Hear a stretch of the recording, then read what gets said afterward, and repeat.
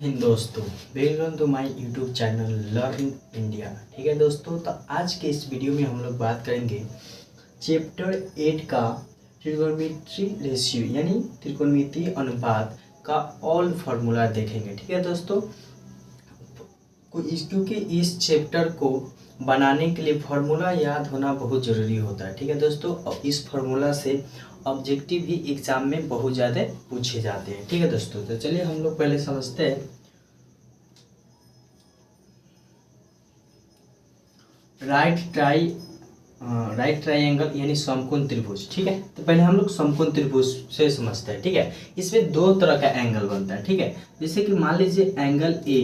ठीक है, तो एंगल ए बनेगा, जैसे कि मान लीजिए क्वेश्चन में बोल देता है कि साइन ए इक्वल टू 4/5। ठीक है, इसमें बोल दिया साइन ए इक्वल टू 4/5 तो कॉस ए का मान ज्ञात कीजिए। कॉस ए का मान ज्ञात कीजिए। ठीक है दोस्तों, तो इस तरह का क्वेश्चन आता है। ठीक है, तो इसमें हमको क्या करना है, दो तरह के एंगल बनते हैं। ठीक है, तो फर्स्ट से आप याद रखिएगा, यह हमारा एच होता है। ठीक है, यह हम लोग का पी होता है और ये हम लोग का एच होता है। ठीक है, यह हम लोग का क्या होता है, एच होता है, यानी ये हाइपोटेनस बोला जाता है इंग्लिश में, इसलिए इसको एच लिखते हैं, इसके हिंदी में बोलते हैं कर्ण। ठीक है, सॉरी यहाँ पे बी होता है। ठीक है, अब देखिए ये होता है हम लोग का बेस। ठीक है, तो बेस को हम लोग हिंदी में बोलते हैं आधार। ठीक है, आधार हो गया। अब ये हम लोग का है परपेंडिकुलर। ठीक है, तो परपेंडिकुलर को हम लोग बोलते हैं लंब। हो गया।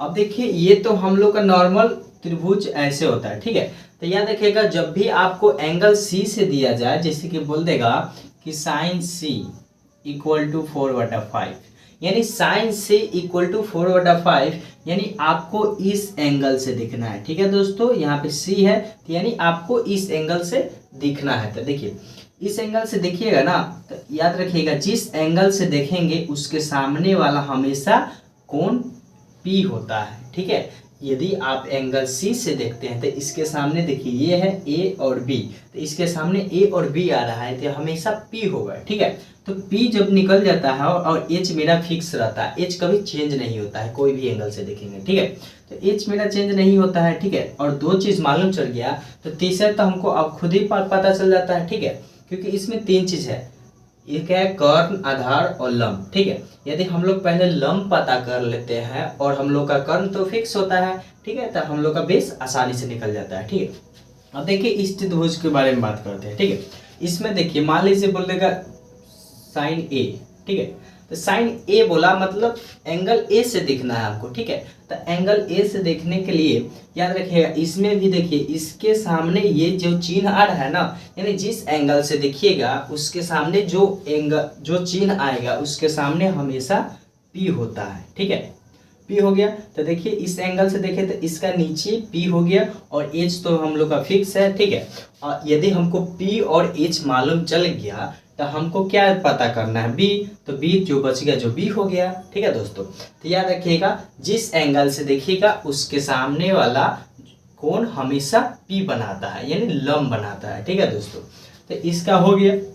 याद रखिएगा यदि आप सी से एंगल सी से देखिएगा तो इसके सामने वाला ये जो होता है पी होता है और एच हम लोग का फिक्स होता है और जो बचेगा वो हमेशा बी रहेगा। ठीक है, यदि एंगल ए से देखते हैं, ठीक है, तो एंगल ए से देखिए ये जो तीर है ना, ये देखिए ये हम लोग का बीसी, तो बीसी है ना, तो ये हम लोग का पी बन रहा है यानी लंब है। ठीक है, एच हम लोग का फिक्स रहता है यानी हाइपोटेनस और ये बेस है। ठीक है, तो इसको आप याद रखिएगा। ठीक है, देखिए पी हम लोग का क्या है, परपेंडिकुलर है, सॉरी परपेंडिकुलर।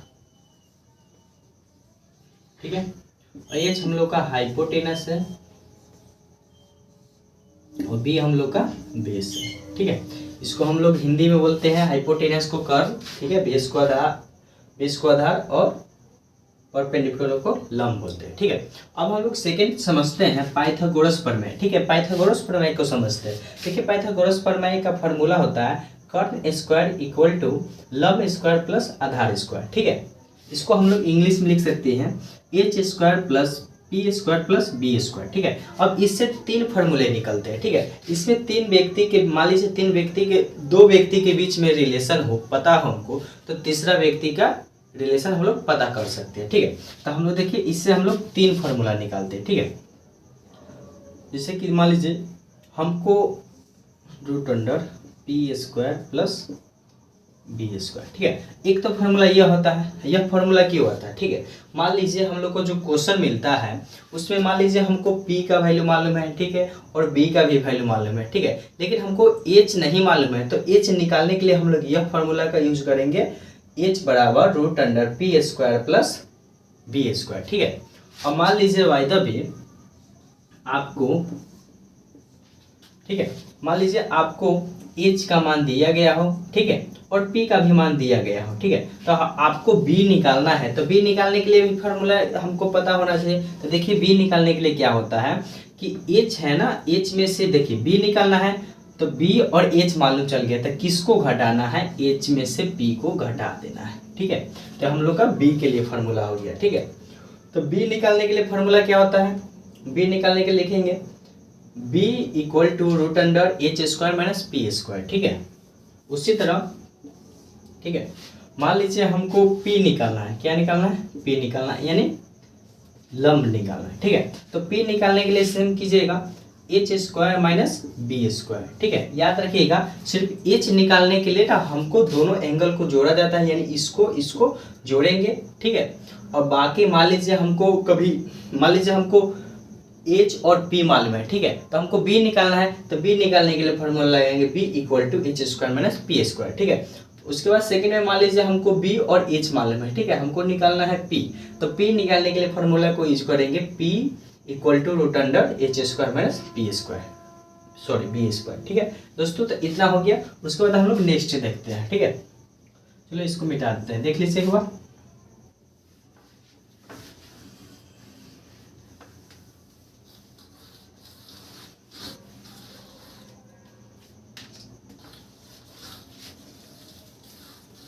ठीक है, और देखिए इसके बाद हम लोग को पढ़ना है ट्रीगो रेशियो, ठीक है, इसके बारे में अब बात करते हैं, ठीक है। तो आपको टोटल याद रखिएगा, टोटल ट्रीगो रेशियो जो होते हैं 6 होते हैं, ठीक है। अब आपको बताएंगे टोटल ट्रीगो रेशियो जो होते हैं 6 होते हैं। अब बताएंगे कौन कौन होते हैं, ठीक है दोस्तों। तो फर्स्ट होता है हम लोग का साइन थीटा, ठीक है, साइन थीटा होता है, कोसेक थीटा होता है, ठीक है। उसके बाद होता है कॉस थीटा, उसके बाद होता है सेक थीटा, ठीक है, 4 हो गए। और एक हो टैन थीटा होते हैं, ठीक है। अब और होते हैं कॉट थीटा, ठीक है।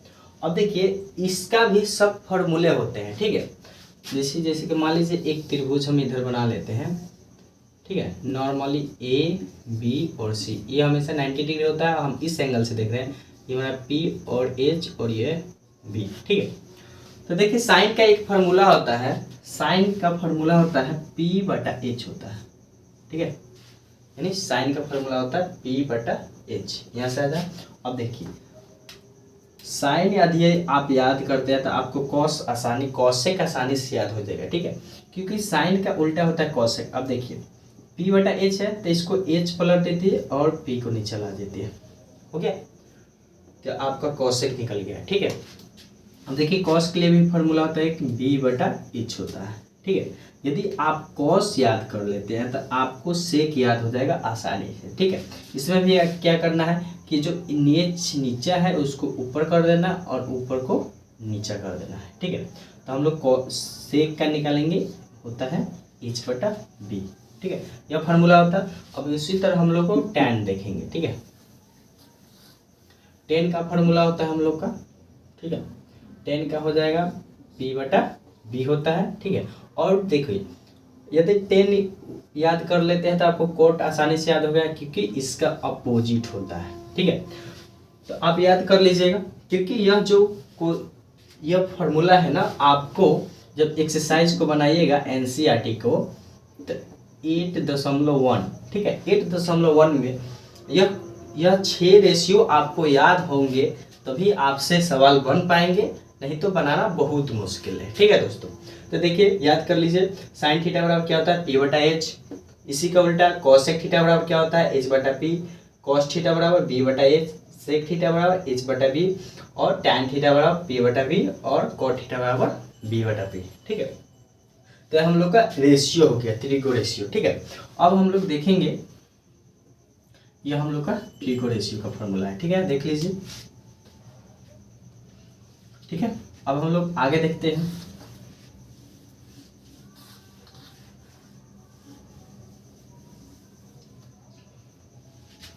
अब हम लोग देखेंगे रेसिप्रोकल। ठीक है, रेसिप्रोकल रिलेशन। ठीक है, इससे हम लोग हिंदी में बोलेंगे व्युत्क्रम संबंध। ठीक है, व्युत्क्रम संबंध। ठीक है, तो व्युत्क्रम संबंध में देखिए होता है क्या, sine theta into cosec theta equal to 1। ठीक है, तो देखिए हम लोग का रेसिप्रोकल रिलेशन में होता है क्या, साइन और cosec theta, sign theta into, ये जो दशमलव जैसा है ये इंटू है। ठीक है, तो sine theta into cosec theta equal to होता है 1। ठीक है, तो 1 हो गया। तो मान लीजिए इससे हमको निकालना पड़ता है फॉर्मूला। ठीक है, तो हम लोग इससे देखिए फॉर्मूला कैसे निकाल सकते हैं। जैसे कि मान लीजिए हमको साइन थीटा का मान ज्ञात करना है। ठीक है, हमको साइन थीटा का मान ज्ञात करना है, तो साइन थीटा का मान ज्ञात करने के लिए इसमें देखिए क्या करना है, बराबर के बाद है जो उसको सेम लिखेंगे। ठीक है, अब देखिए याद होगा आपको कि जो चीज़ इधर बराबर के इस साइड गुना में होते हैं, उधर जाके क्या करते हैं, भाग करते हैं। यानी साइन थीटा बराबर आप लिख सकते हैं 1 बटा कोसेक थीटा। ठीक है, ठीक है, अब मान लीजिए, ठीक है, अब मान लीजिए आपको कोसेक थीटा का वैल्यू निकालना है। ठीक है, साइन थीटा का वैल्यू दिया गया है, कोसेक थीटा का वैल्यू निकालना है। ठीक है, तो कोसेक थीटा निकालने के लिए आप क्या कर सकते हैं, देखिए बराबर के बाद वाला को सेम लिखिए। ठीक है, अब देखिए कोसेक के साथ साइन गुना में है। ठीक है, तो ये गुना में है तो उधर जाके इस क्या करेगा, भाग करे। ठीक है, तो कोसेक थीटा बराबर हम लोग क्या लिखेंगे, 1 बटा साइन थीटा। ठीक है, मान लीजिए हमको कोसेक थीटा का वैल्यू मालूम होता तो हम लोग साइन का निकालने के लिए ये फॉर्मूला लगाएंगे। ठीक है, इसी तरह अब हम लोग 2 और निकालेंगे। ठीक है, अब देखिए हम लोग का फर्स्ट है और दूसरा है। देखिए अब दूसरा में है cosec theta into sec theta. ठीक है, इक्वल टू 1। ठीक है, अब देखिए इसको जैसे निकाले हैं इसको वैसे ही निकालेंगे। ठीक है, मान लीजिए हमको कोसेक थीटा का मान दिया गया है, सॉरी सेक थीटा का मान दिया गया है, हमको कॉस फाइंड करना है। ठीक है, तो कॉस फाइंड करने के लिए क्या करेंगे, कॉस इक्वल टू 1। ठीक है, बराबर के बाद 1 है तो 1 लिखेंगे।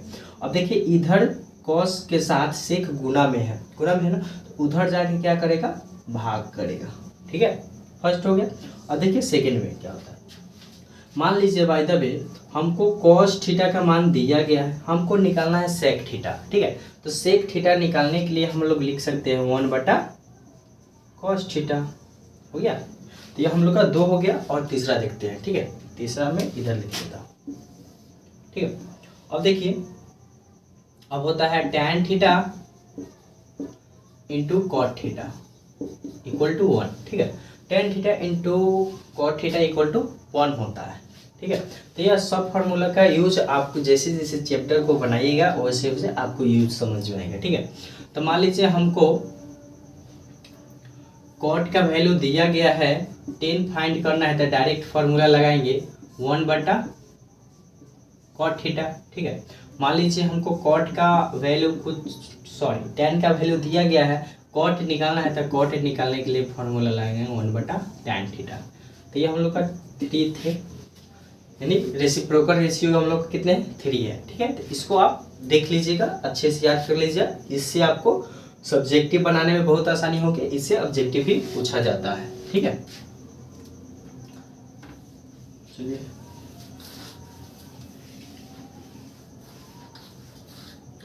अब देखिए हम लोग आगे पढ़ेंगे।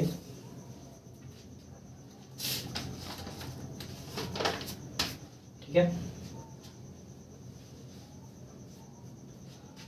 आगे हम लोग पढ़ेंगे भागफल संबंध। ठीक है,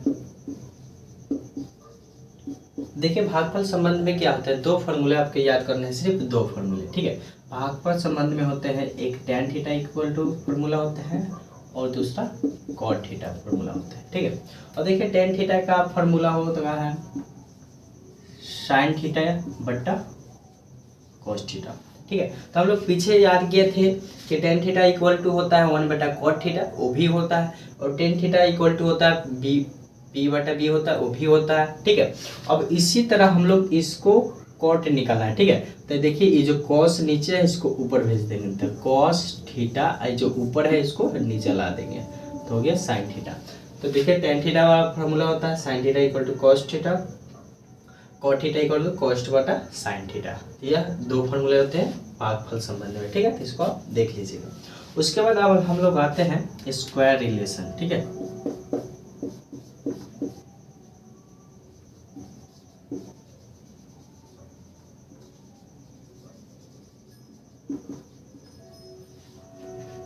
स्क्वायर रिलेशन यानी वर्ग संबंध।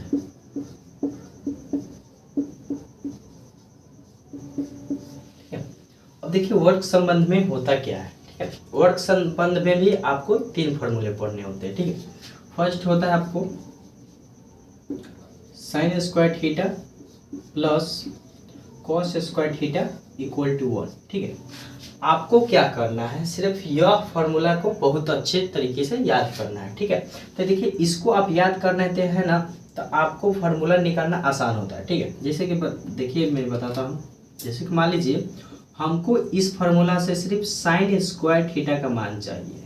कितना का मान चाहिए, साइन स्क्वायर थीटा का मान चाहिए। ठीक है, तो साइन स्क्वायर थीटा का मान निकालने के लिए हम लोग क्या करते हैं। ठीक है, अब देखिए साइन स्क्वायर थीटा का मान निकालने के लिए क्या करेंगे, देखिए sine square theta equal to 1, देखिए इक्वल टू 1 है तो 1 लिखेंगे। अब देखिए आपको पता होगा कि बराबर के इससे जो अंक प्लस में होते हैं उधर जाके क्या होता है माइनस, तो यहाँ पर लिखेंगे माइनस कॉस स्क्वायर थीटा, तो हो गया इसका आंसर। ठीक है, यानी आपको यदि आपको sine square theta direct find करना है तो डायरेक्ट इस फॉर्मूला को यूज किया, कब यूज किया, जब आपको कॉस का मान दिया गया हो तो। ठीक है, उसके बाद देखिए मान लीजिए बाय द वे हमको cos स्क्वायर थीटा का मान चाहिए। ठीक है, तो cos स्क्वायर थीटा का मान ज्ञात करने के लिए देखिए cos स्क्वायर थीटा लिख दिए। ठीक है, उसके बाद बराबर के बाद 1 है तो 1 लिखेंगे। अब देखिए इधर साइन भी क्या है, प्लस में है, तो इधर लिखा हो जाएगा माइनस साइन स्क्वायर थीटा।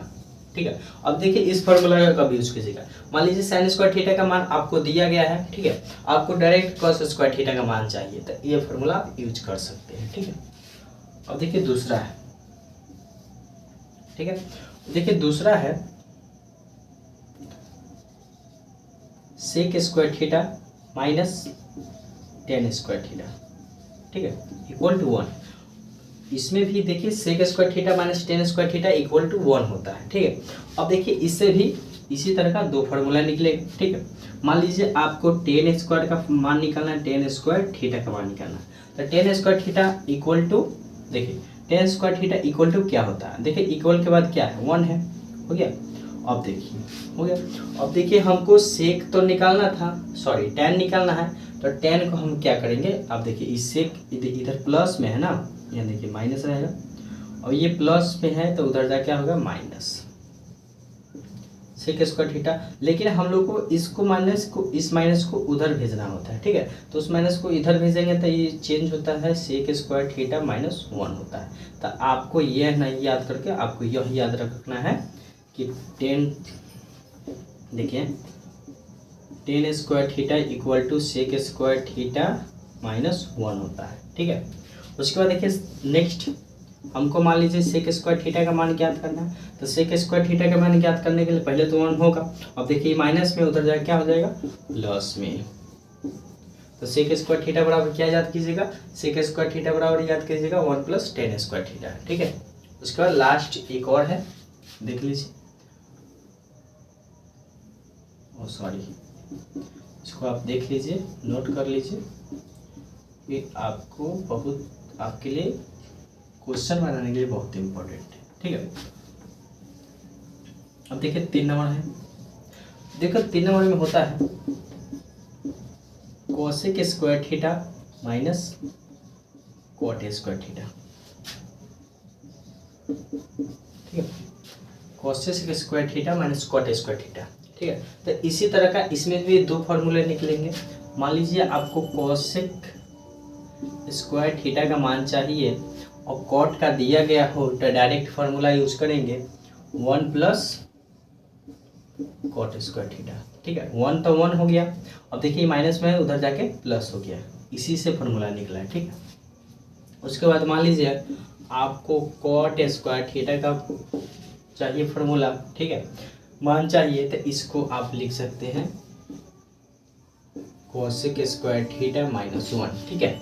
तो इतने सारे फार्मूले हैं, ठीक है। एक और फार्मूला है ट्रिगो टेबल, ठीक है, तो उसको हम लोग नेक्स्ट वीडियो में देखेंगे, ठीक है दोस्तों। तो इतना आप याद कर लीजिए, उसके बाद हम लोग नेक्स्ट वीडियो में टेबल देखेंगे। उसके बाद हम लोग 8 चैप्टर है एनसीईआरटी का, उसको हम लोग स्टार्ट करेंगे, ठीक है। ठीक है दोस्तों, तो हमारे डेली इसी तरह का वीडियो देखने के लिए हमारे चैनल को सब्सक्राइब करें एवं अपने दोस्तों के साथ शेयर करें। इस चैनल पे आपको 10th क्लास एवं 12th क्लास और जितने भी 6 to 12th जितने भी स्टूडेंट हैं मैथ के, सभी का वीडियो इस चैनल पे आपको मिल जाएगा, ठीक है दोस्तों। तो चलिए हम लोग मिलते हैं नेक्स्ट वीडियो में।